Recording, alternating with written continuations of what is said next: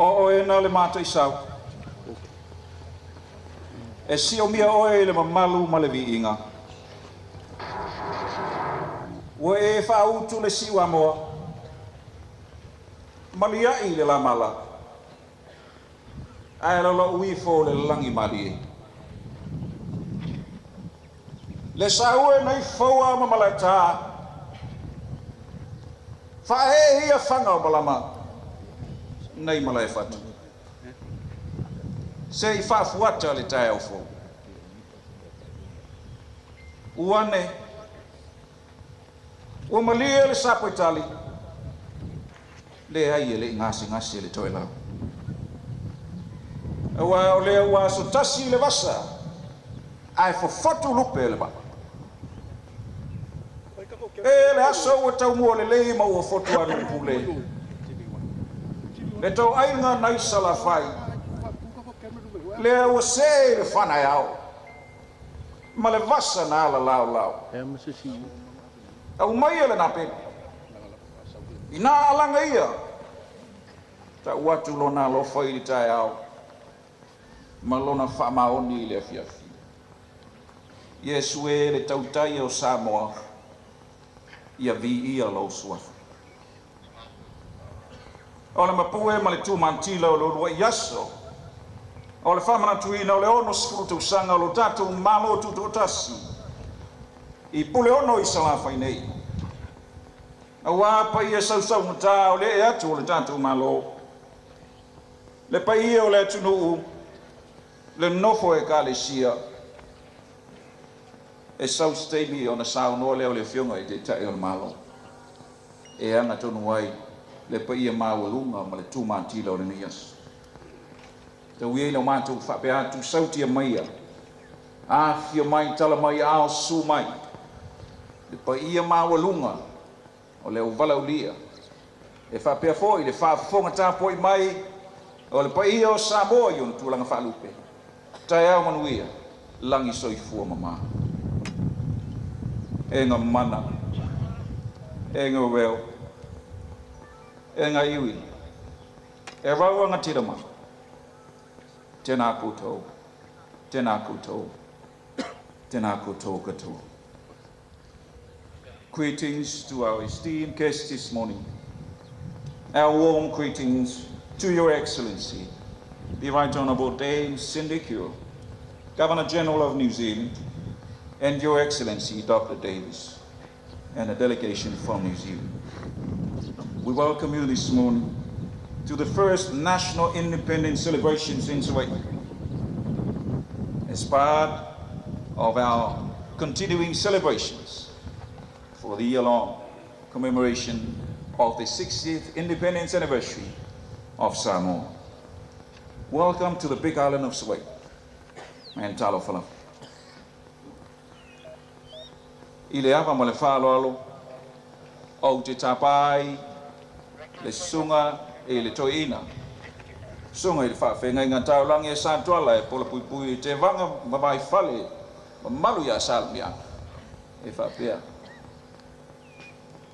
Le fioanga o Samaleu, mō le taitaina o le tātou sauninga e le nei tai au. I now invite Reverend Elder Palemia Tawili to lead us in worship this morning. Now sunga ili whawhenga.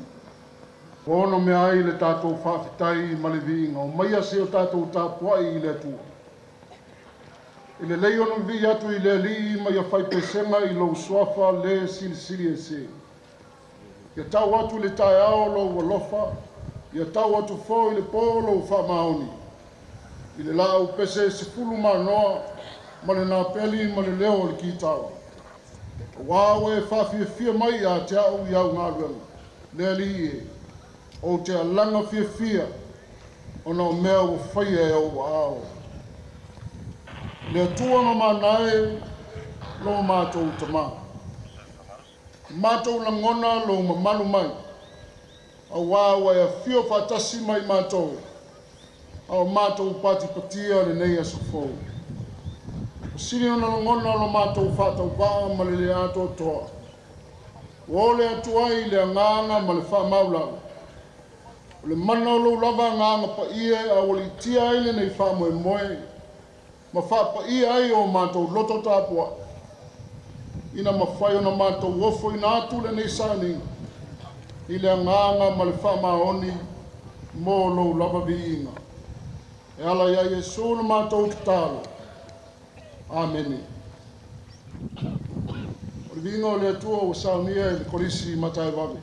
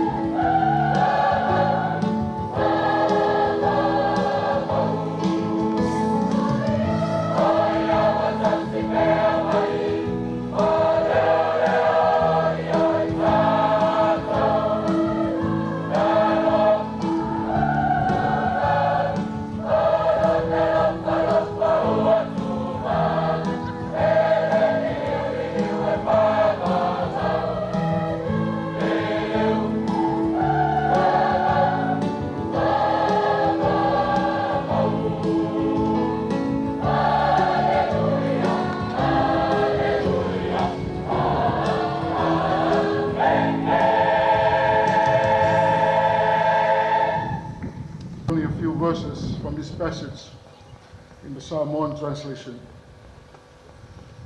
O fionga lo tātou wali. Wau sawe lafo le afi le larolangi. Se ase mea te toe manao iai, pe ana mune i lau. O lo baptisonga o le baptisoina iau. O matuati ngā lava se ia whai wina. Pāte o tau ea o sawe batu le fi le mū le larolangi. O te whai atu ia te o tau e le ai. A o le te vai vai a. A waia mata i nei o na pō e iai le whale, e tasi, tangata e tō lima, e whe vai vai ai i la tō. O le tō tolu e wha māsi sei ma le tō rua. O le tō rua fōi e wha māsi sei ma le tō tolu. Whe vai vai ai le tamā ma le atari, o le atari fōi ma le tamā. O le tina ma le tamateine, o le tamateine fōi ma le tina. O le tina o le tane ma le awā lana tama. Ma le awā fōi ma le tina o lana tane. Ma manuia le tua i tusmaia sa o whaitawina. Tu maupe ia te ia lona vi inga. O whiliwhilia e whai matua le whai upe 5 ma le tasi. Pāte o tau ea o usau e batu le file e mū le larolangi. Na o te whai atu ia te o tau e le ai. A o le whe vai vai a. Matua o le vai aso a toa, whaatua tua, mai e te te. O le manatu o tu e awau iei le whaitaunga o le aso. Le leo le file e mū, a o le whe vai vai a. I have chosen verse 51 as text. Do you think that I have come to bring peace to the earth? No, I tell you, but rather division. The theme for today's reading, not peace, but division. The theme sounds odd. It doesn't really sit well in our conscience, as we are in the midst of enjoying and celebration. But I suggest that we look and read this verse in its own proper context. Luke chapter 12 speaks mainly of the cost of discipleship, prioritizing God and His righteousness above anyone and anything else in our lives. Our text should be read and understood in this context, because when Jesus said that He came to bring not peace but division, He was saying that His gospel will divide people, believers and non-believers, followers and non-followers, the wheat and the tares, the goats and the sheep, those who are for Him and those who are against Him. So Jesus was right. We all know that there are times in our lives as people of God that we are compelled to speak nothing but the truth. There are moments when we are called to stand up for justice and righteousness. But when we do that, the current will come against us. Many people, if not all, will rebuke and ridicule us. Jesus said, "Do not be afraid, little flock, for it is your Father's good pleasure to give you the kingdom." This is the extent of the type of divisions in which Jesus is alluding to in this text. Even our own personal relationship with our loved ones, with our friends, would be severe just for following Jesus and doing His will.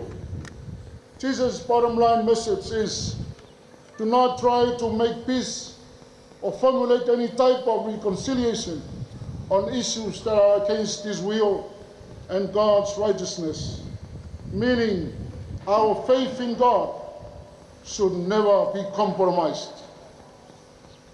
O le whai upa I 5 wa whiliwhilia e whai matua. Whāte o tau ea wa usau e watu le while mū le larolangi. E leo le while mū, a o le whewai vai a. O leo tū leo le so. E leo le while mū, a le whewai vai a. Pia e whaale whitau i le. Au tū o le so maro tātou whaamoe moe. Tātou te sami le anga le leima le alofa o le atua. Nā fuai lo tātou malo tuto tasi ma le saolotonga. Ia sula vai o le ali o le file mu. Le foi na ala langa ngelu le po na soifua mai ai. O le viinga I mea o pito alunga. O le manuia ma le file mu I tangata ua alofa ngia ia. Ei sa o fetalai I whapele ni. Whāte o tau ea wa usau e watu le file mu le lalolangi. O te whai atu ia tau le ai. A o le whewaiwai a.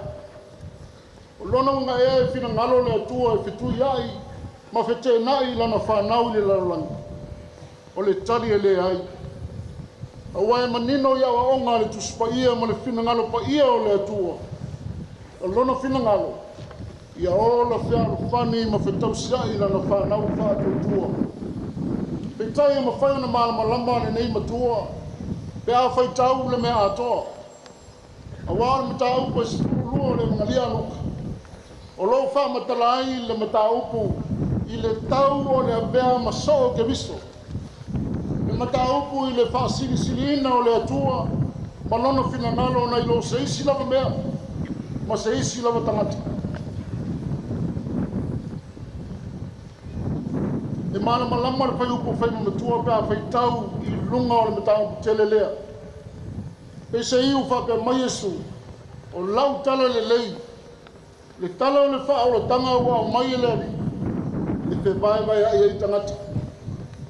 E le se le saunanga le li. Le lawa tātou te iloa ia so uma, so se mata upo e tala noa I le ame o tonu o le atua mana na tala le lei. E le tutusa o mai ei o tātou mafau fau. Tangata tali tonu mai le tali tonu. O e au ma le li mai a wesi. O le saito ma le titania, ma moe ma oti, sa o le leile li. E iei foi teimi le soifuanga ma le o langa e te taua I lava. O na tūlai si tangata I tautala I le mea moni ma le angi o tonu. E tele I tu waso, e iei tangata tutoa ma loto tuteli. E fai le mea tonu, fai le mea sao, tusa pe a. Au la tau I pito I tele I tala ma upu o tangata. Fia le lei, fia atua, wha susu tulou, o upu ia matala. A o le whewaiwai a inga nā le tau tala Yesu. O tangata e whewaiwai a I ma whetē nai, ona o lana tala le lei. E o lapa i o tātou so tanga wha le a inga, wha le tangata. E lulu ina whoi o na le whai o le ami o tonu o le atua.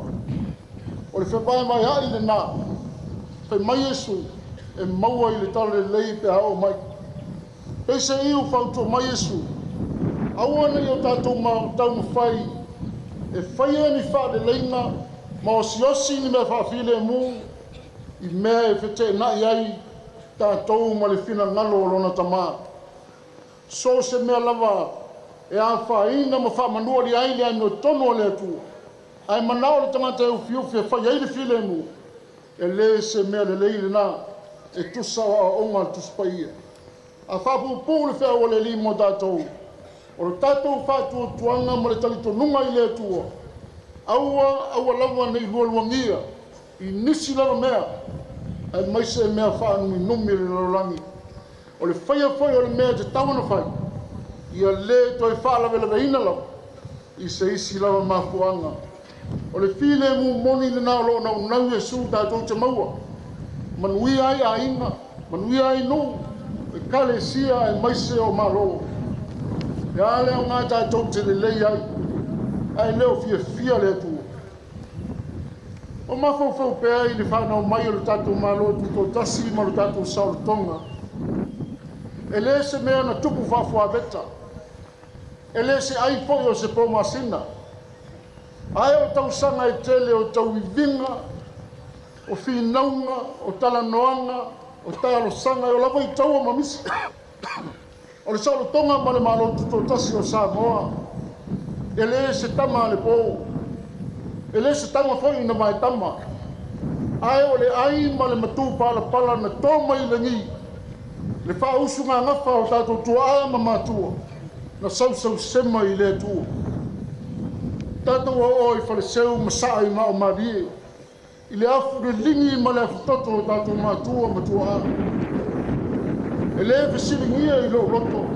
O tātou mātua matua na saina na sua le taia. O siam pini o le whātua tua.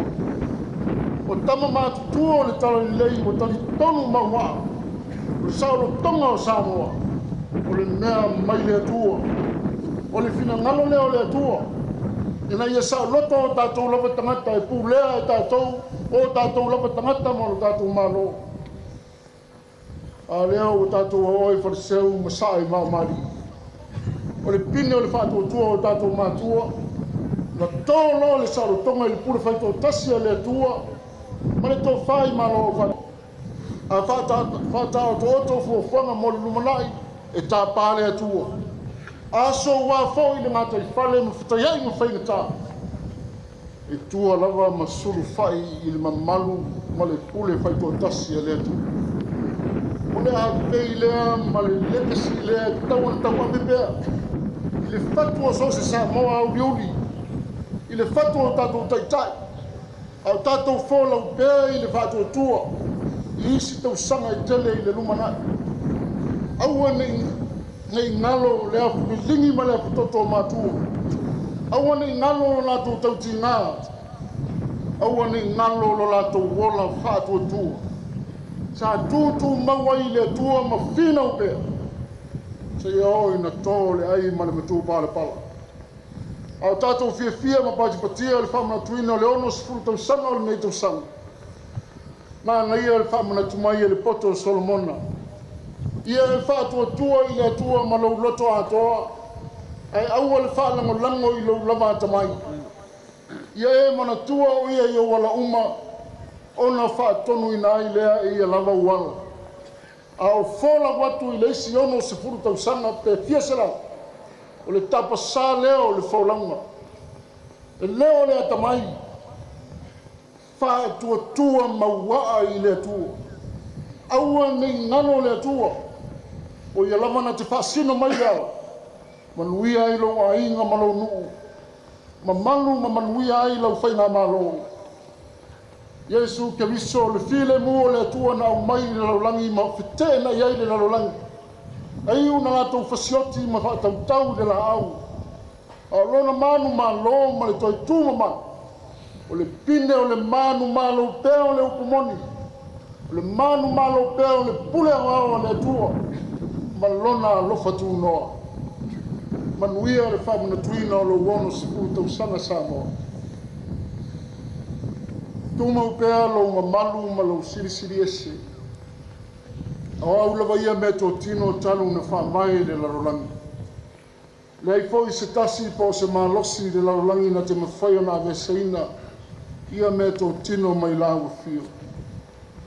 Au matua fia o mātou loto ta mai. I mauni mau o wabenga o lo lofa tu noa mātou te mauni mau ina pēa. Talu mai lava le ulua yaso na tō tasi aisi o mātou watunu e o mai leso. E le uma o na mātou whaitau lo walofa. E le matalatalaina lo whama oni ma lo wanga le leitu mau. Mai o mātou loto mana o mātou whaafitai atu le nei vaenga o whaafiafianga ma le whaamanatuina o le nei aso tāua I o mātou wola. Whaafitai mo lo mātou tofi mai a te oe. Ai maise o le sao le tonga o whaatumutumu ai. Ina ua taitai o mātou lava tangata si o mātou watunu. Whaafitai fo I le tō maupea o le langolango sua. A o mātou wō ma malo whaipaanga. So swani le I lo mātou ngāti nai. Na wai lima mai Samoa. Whaafitai le ngā lue pea o la fio. Whaatupu mea le lei, whaamalo si au, whaalo te tele. Au mātou whina o pea e a tiae a inga ma whanau. A tiae nuu mai tū malo o lau e kale sia malana mori mau. Tai nane foi si o mātou malo. Ma le ati na ina o tangata uma. Whaafitai lau tusipaia ma le nei wha manatu tāua. O le file mūna e naunau mai mātou te maua. O a foi whetena inga. E tua lava I mani no lau alofa wha maoni. E tau ave ai le ola o tangata whātua tua. se ia o atu I lo langi e whāpapau. Whawhitai fo I lui tau o whaingatā ma whawhita au le whenga I pēr ma taitai. E lui tau I nai pēr o lātou wola whare whātou tua ma le ora tū mau. Whāna loto I nai le ora talitonu. O oe lava le atua. E manui ai Samoa. Mātou whātou esi. I le saparinga umi o nei tau sanga I tele. E lei titi o mātou vai vainga mo mātou toi lalo. Sulu whai atu I le nganga mau lalo. O oe o le tamalofa mātou te mangalo ai. Se e whama mā Samoa mo na tangata. Lue mai pēle mana o lou nganga I le loto salamo whama o. E o whaina atu ai le ola I aso atu toi. E au nai ante oe I sosiala. Mātou la whai atu le nei whama I moe I ante oe. E ngata le malosi o le tangata malona poto malona iloa. Au lea tua e sila I mea uma. Whaama maluifo o whonga alofa. O lo mana malau poto. Ina ia uli masao le nei whaamo e moe tā ua. I lona ulua I aso le nei. Se ia o atu na whaama ea ina ma whaataunu ina. Tā alo whaapitoe nei e whaamanuia tai o le malo.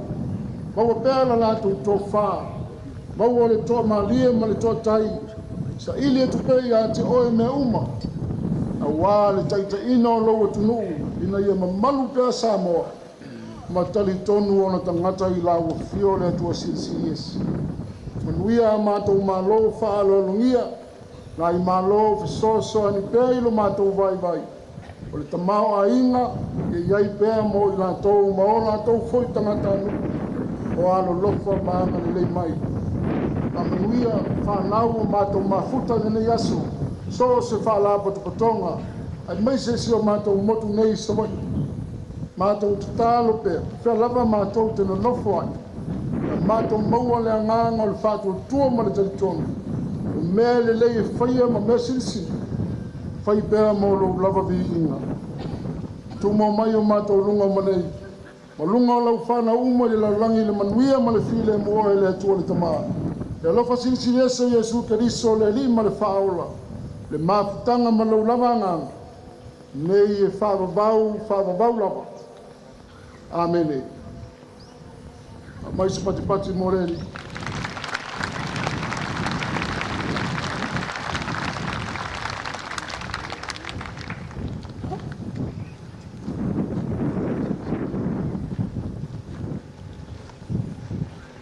Ali e whaafonga le tua.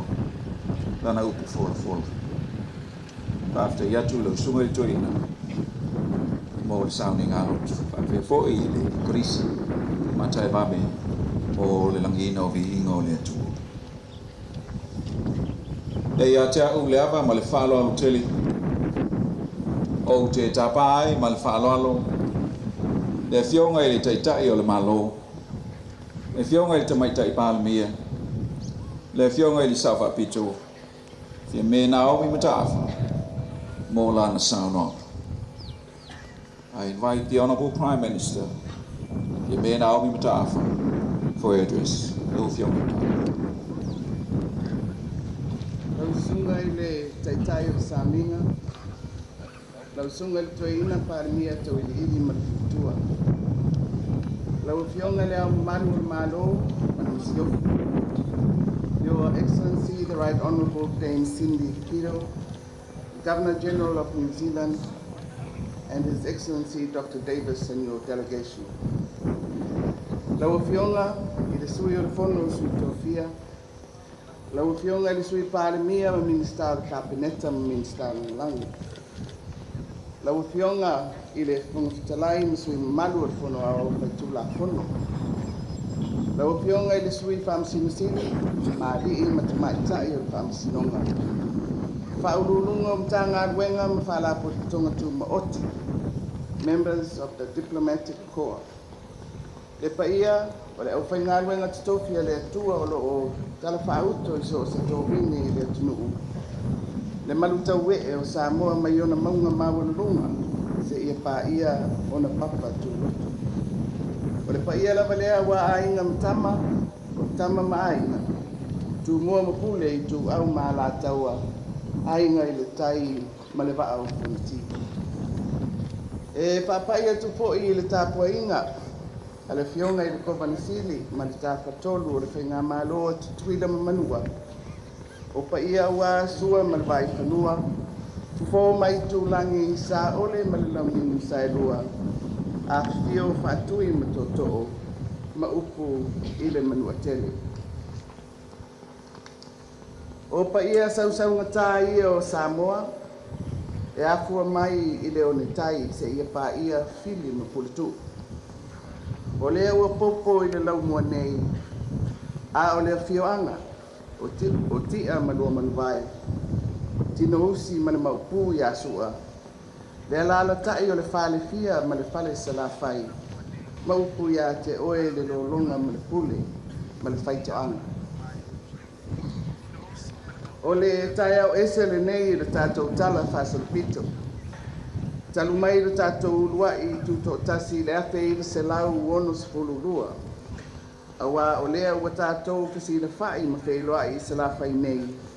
Mō le ulua i taimi, e wha manatu le ono sepulu tausanga o le tātou malo tuto tasi. Ua tō i tua apolima.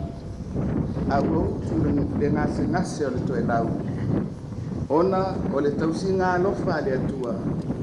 Talu o na po ia si o tātou atunuu i le whaamai o le COVID-19. O le vala maale ale lea sa whaungata ai le whaatinoina o se whaamanutunga tele o le tātou wono sepuru tausanga. I le aso mua o iuni i le tausanga nei i tia whau i mununu. Peitai, o se lao tā ua lea, sa mawhai ai o na tōto atu i tū malo uma o lea tunu. E whaatino a lātou whamanutunga i o lātou lava fio anga mā lala whana. O se whainga sa maitawina le mātango fie, o tā penanga ai tū malo ese. O lea nganga ato lea, o loo ta ui ai le polo kalame, o le patia o le ono sifuru tausanga o le tātou malo tuto tasi i le tausanga atoa. O le pā moe ina ia mawhai o na awai uma le atunuu.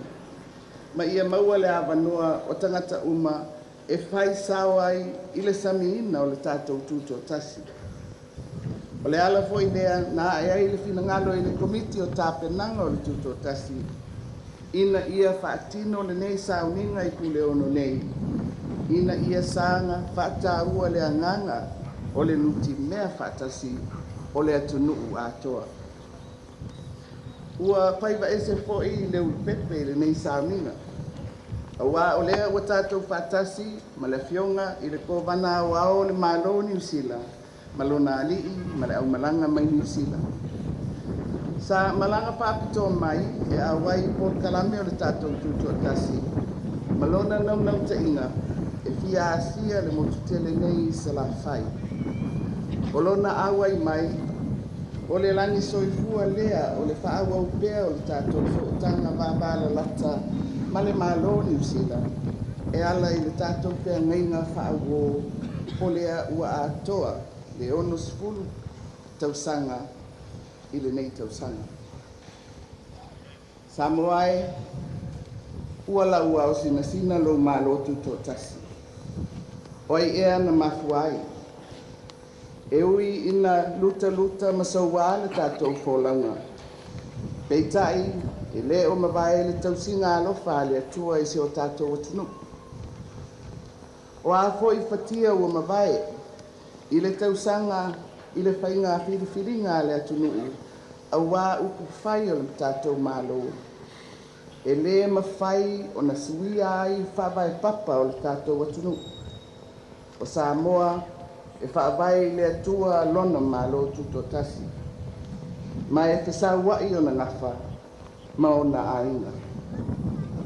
O le ala lea, e tepa ai le to'o matangai le ata. A wā o le tātou whaasi no manga ma le tofi na tu ina mai e le atua, e lau tua i le alofa, ma le tausiai. O manu lau ti, ua whaata oto le tātou malo mo le ati na e o si o tātou atunuu.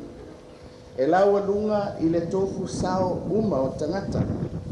Ma ia maua avanoa e tongi maa whaatasi ai I tau mawhainga ua fua ina. O le saa o Samoa e whautele.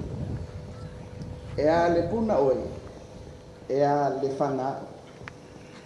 Tātou te olo pito waa, mo tātou mulu lau foe whatasi. Ina ia se e malu le saa o Samoa. O le saanga whata ua, o le whatino, o le saa ninga, o le tutotasi I sala whai nei. O le ausui ai, le ulua I whanotanga ale kapeneta I sala whai I le vai aso le nei. Talu mai le tātou ulua I tutotasi. O te manatu, o se amatanga fau lea I le anga I atu I le manatu. O le toi upu, le paia o le atunu. Tātou wholau pea, le whatua tua I le atua. E aua manu ai, la tātou wholau. Ia manuia le whamanatuina o le ono sifuru tausanga o le tātou malo tuto tasi. I sa la whai nei, soifua.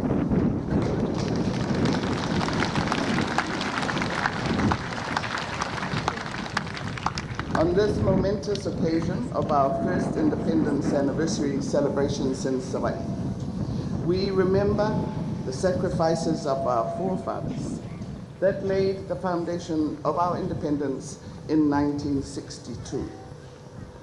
We are indeed grateful for this milestone in our history to come together to celebrate 60 years of independence with our people, families, and friends in Savaii. The unprecedented impacts of the COVID-19 pandemic led to many restrictions that we all had to weather for more than 2 years to minimize its deadly clutch on our country. This led to Cabinet's decision to hold a restricted official flag-raising ceremony at Tia Whau Molinu on the 1st of June this year. However, it created the opportunity for 51 districts to hold celebrations in villages and communities all over the country. That was historical, and many of us witnessed the pageantry and festive celebrations across the country. The hosting of the first independence ceremony in Savaii this morning mirrors the objective of this year-long celebrations, and that is to encourage people's participation and community engagement in activities planned for our independence anniversary. We are indeed privileged with the presence of Her Excellency, the Right Honourable Dame Cindy Kiro, Governor General of Aotearoa, New Zealand, and His Excellency Dr. Davis and their delegation. We welcome Her Excellency as our guest of honor to the big island of Savaii.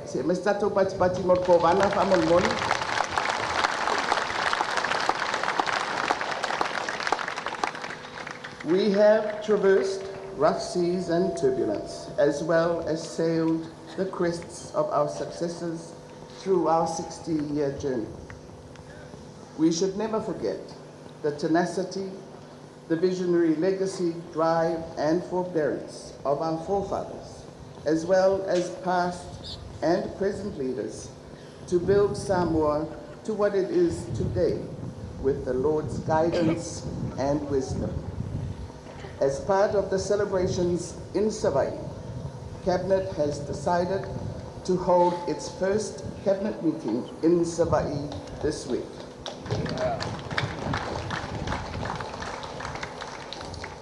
This is a new beginning. Let us continue to sail with faith and look upon God and Foundation to lead Samoa safely into the future. Soifua Maia.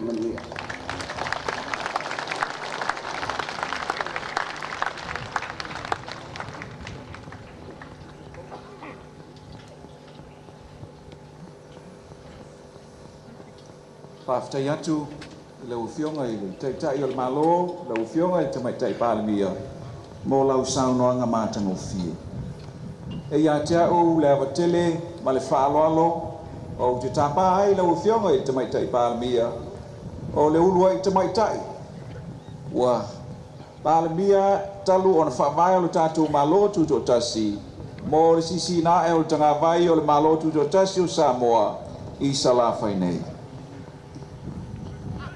o te tālasanga atu i paia o le walaulia ina ia o tātou tutulai mo le taina ma le sisi na e o le fua o le tangawai o le malo tuto tasi o Samoa. Please be upstanding for the raising of the flag of the independent state of Samoa.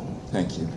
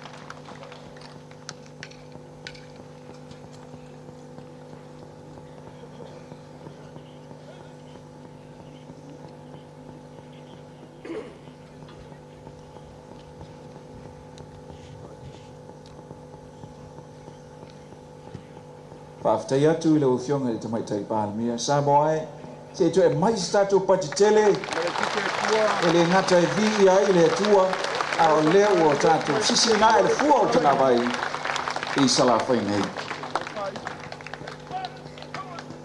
Ya a fio mai o tō no whanga le pai o la walaulia. Please be seated as we prepare for the beginning of the march past to be led by the police brass band. And to be followed by the various schools who are with us this morning. Thank you to the principals and the teachers, and also the organizations who are here with us.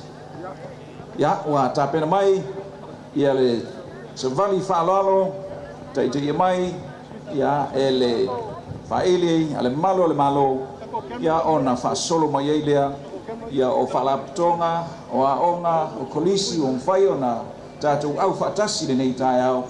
Si o tātou pātupatia le unua I sisi ngā fua le whamanatuina o le ono sifuru tau sanga o tātou malo tūtou tasi I salafai nei.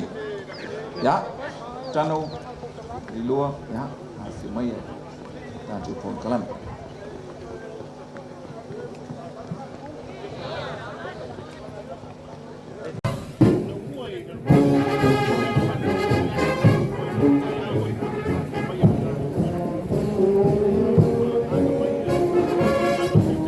So mai ai tua le pulenga tine I multa pa breve tupa posei ai tai mai ne le command station e fiona mai ava na fama mai ava tolu spulu la fenga lwana se mai nei lua ia pa ne tine mu na o fai mai ko la tu fa lolo ara mai tua National University of Samoa.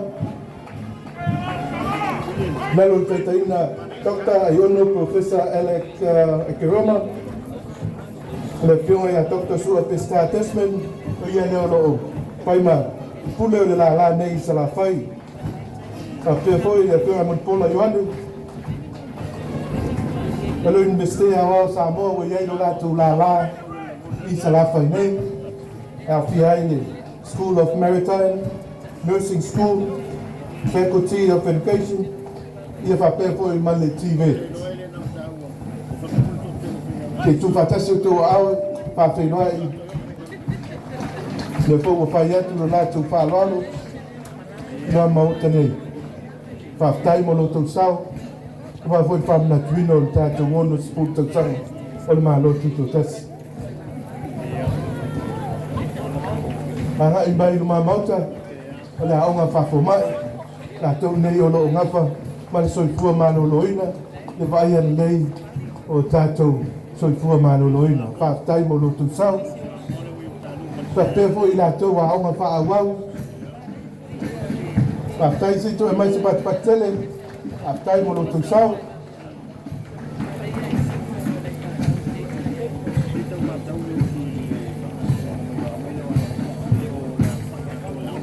So hatu pito tua le a Moore College. Stasi nei o kolisi. El malo i pasale de aga.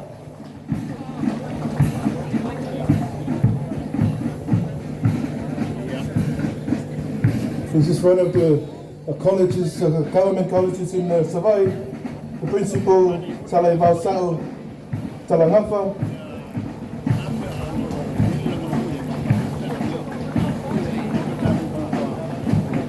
Paftaitele, Molotu Sao.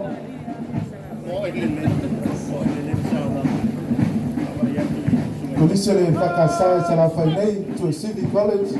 Tasi o kolisi le vai te tono si o tātou atinu, tātou aina fōi, pule ono i Salafai.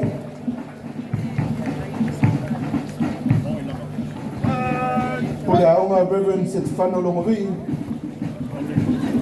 to luas pulu manfitu la whai aonga, ma lo whaftai mono tau sau.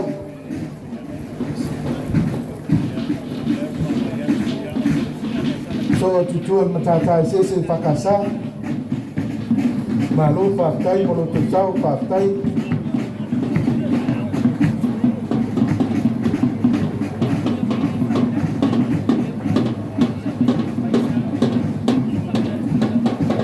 Matai Babe College, wahai mai umamalai nei.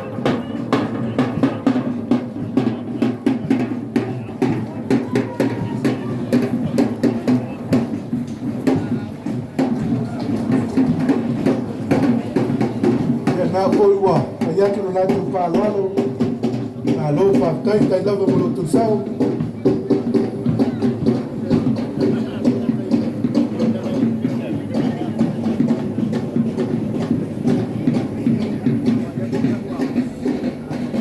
Tua mai o nei. Polisi o Matai Vale, o Kōtua i mai aile. E aonga manu malo, Baptist School i Salelologa. Alo lātou atu, lead the way.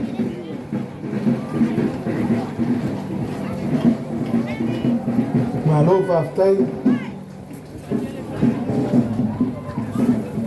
Ia se tu whatasi o tō ao nā uwhai atu lo lātou whāroaro.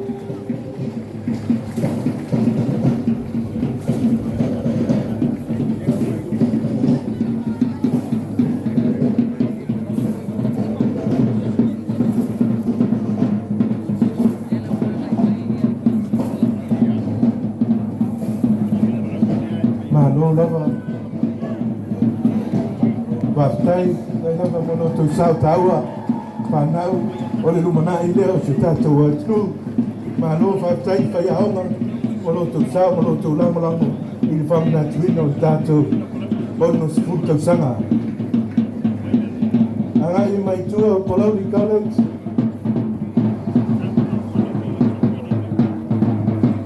Polauri College, ia e la vea ia e tu malo nei tasi, o la minua, o la toni, ia, i mai o na nato au pini nei, champini.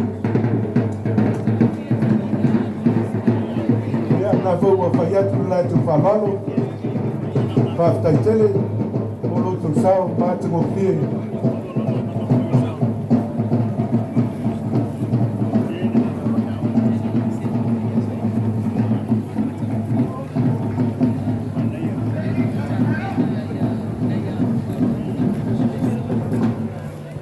Sunga pule aonga le fionga ya siata, le welu, na whaio whai aonga, lua sifuru maneono, na whaio tama mateino o tauina le nei aonga, le nei korisi, e lima se lau manawalu. Ma lo whaftai,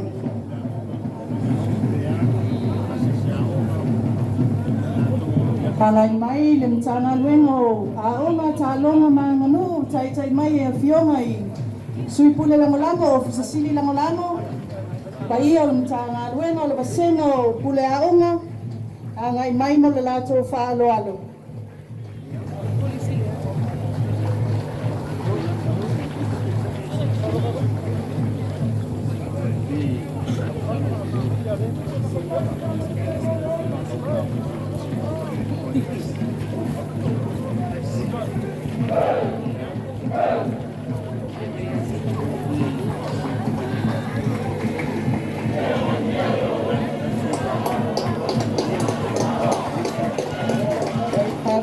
Whavetai le fisoso ni mai, whavetai le mtanga luenga malos. Angai mai le polisi o Vaiolo, polisi le Kalesia, Mamona, e paia yaso ngata ai, sala whainei, se tasi oi polisi mawalunga. The College of the Labour Day Saints in Savaii.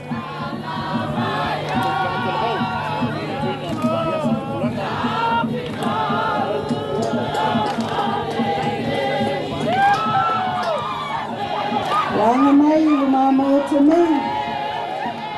Le Savaii le paia le sa whainga o sui anō, sui te maitai anō, o sui o te pulanga talavau o lo oe o lo lufilifina ma whawhai le leina le amanuia o nuu mawhioanga.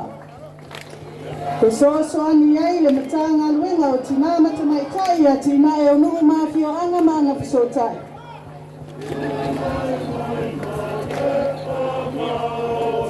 A wai whatasi mai foi le mori mawina o lo wenas fulu tausanga sui o komiti whautua o lo ilalo le whaamalo le mtanga luenga o tina matamaitau.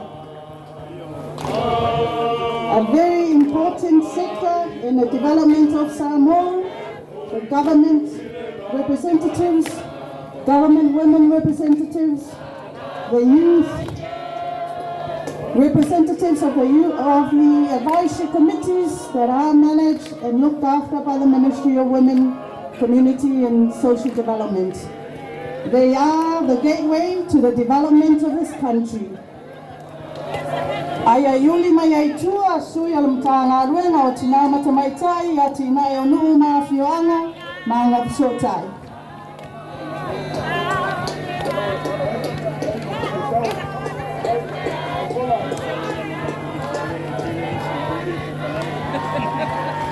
Hangai mai le te komiti o tina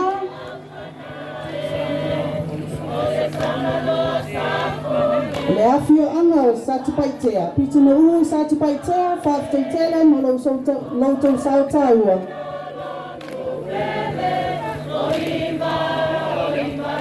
Ia ua ngai mai no mama o te nei, le awhioanga o Sarabalasi, loto o li na iwa iai, a inga le mani toa, tausi watele na whaututanga, la unai, malu le tua inga ia Sasulu, alolo tu saotaua.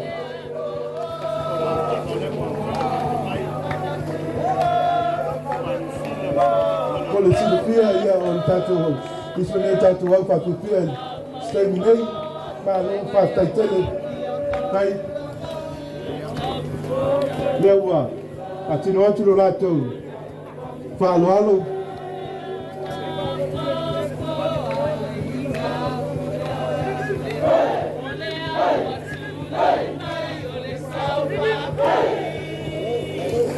Tei lava mo lotou saotaua Tamaitai Samoa Global Group, lo wanga i atu luma maota nei.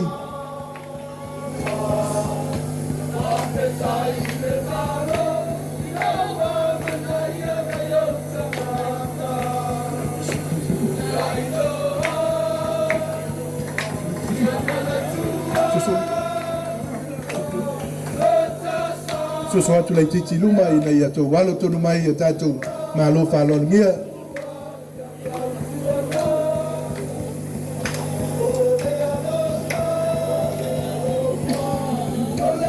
Whaftai tele mo lo tau sao, lea ua silsilatu o tātou malo whalolngia, i lo tau sao tā ua tu sai mo le tātou whamoe moe.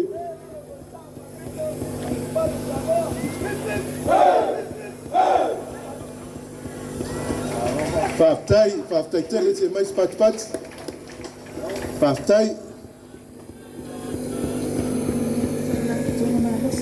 Ia mulia ile le whalapo tonga peluse mumu la tau o loo ngawa male. Tui natu malo fui natu le o nonga so swani mua iso se vaenga le atinu ma lo whaftai tele mo lo tau o nanga ia whaftai foi. Mo lo tau sao ta ua lo tātou atinu. Ma lo whaftai tai lava na kusunga na iowalo ai mo lo tau sao.